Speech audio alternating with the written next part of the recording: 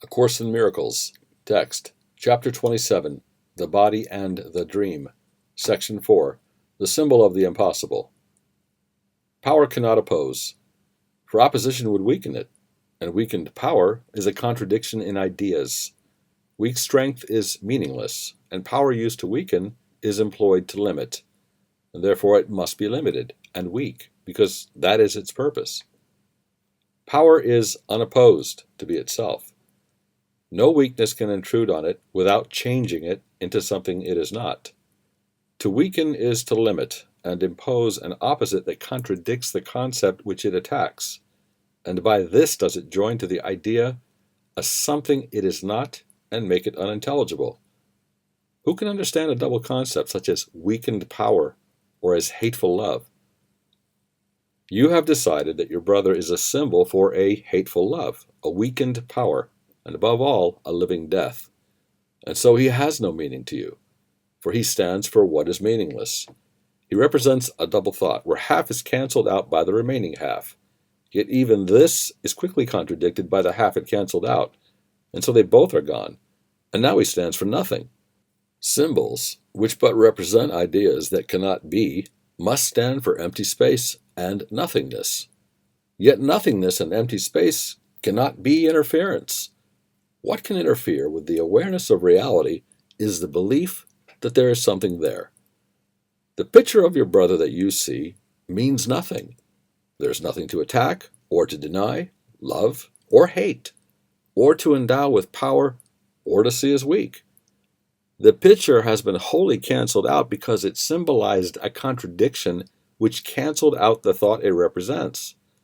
And thus the picture has no cause at all. Who can perceive effect without a cause? What can the causeless be but nothingness? The picture of your brother that you see is wholly absent and has never been. Let then the empty space it occupies be recognized as vacant, and the time devoted to its seeing be perceived as idly spent, a time unoccupied. An empty space which is not seen as filled, an unused interval of time not seen as spent and fully occupied, becomes a silent invitation to the truth to enter and to make itself at home. No preparation can be made that would enhance the invitation's real appeal. For what you leave as vacant, God will fill, and where He is, there must the truth abide. Unweakened power with no opposite is what creation is. For this, there are no symbols. Nothing points beyond the truth, for what can stand for more than everything? Yet true undoing must be kind. And so the first replacement for your picture is another picture of another kind. As nothingness cannot be pictured, so there is no symbol for totality. Reality is ultimately known without a form, unpictured and unseen. Forgiveness is not yet a power known as wholly free of limits. Yet it sets no limits you have chosen to impose.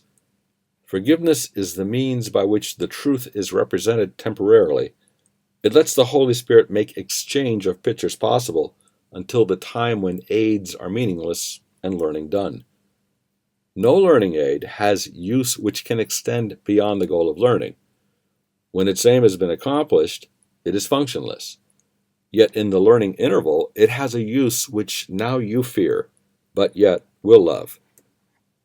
The picture of your brother given you to occupy the space so lately left unoccupied and vacant will not need defense of any kind, for you will give it overwhelming preference, nor delay an instant in deciding that it is the only one you want. It does not stand for double concepts, though it is but half the picture and is incomplete. Within itself, it is the same. The other half of what it represents remains unknown, but is not cancelled out, and thus is God left free to take the final step himself. For this you need no pictures and no learning aids, and what will ultimately take the place of every learning aid will merely be forgiveness vanishes and symbols fade, and nothing which the eyes have ever seen or ears have heard remains to be perceived. A power wholly limitless has come, not to destroy, but to receive its own. There is no choice of function anywhere. The choice you fear to lose you never had. Yet only this appears to interfere with power unlimited and single thoughts, complete and happy, without opposite.